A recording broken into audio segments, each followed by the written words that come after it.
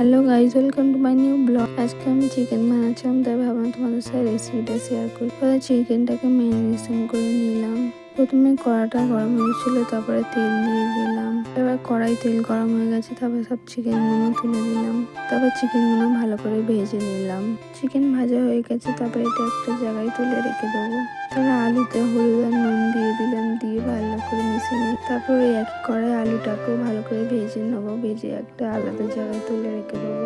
তারপর ওই একই তেলেতে পেঁয়াজ দিয়ে দিলাম, দিয়ে ভালো করে চালিয়ে নিলাম। তারপর পেঁয়াজ ভালো করে ভাজা হয়ে গেছে, তারপর আদা রসুনের পেস্ট দিলাম, দিয়ে ভালো করে চালিয়ে নিলাম 2-1 মিনিটের মতো, যতক্ষণ আদা রসুনের কাঁচা গন্ধটা চলে যায়। তারপর টমেটো আর কাঁচা লঙ্কা দিয়ে দিলাম, দিয়ে ভালো করে মিশিয়ে নিলাম। তারপরে আগে থেকে ভেজে রাখা আলু আর গোশটা দিয়ে দিলাম, দিয়ে ভালো করে মিশিয়ে নিলাম।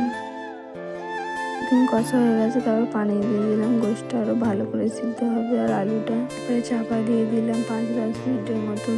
তারপরে আমার চিকেন রান্না কমপ্লিট। আজকে ভিডিওটা এতটা, দেখা হচ্ছে নেক্সট ভিডিও। Bye bye.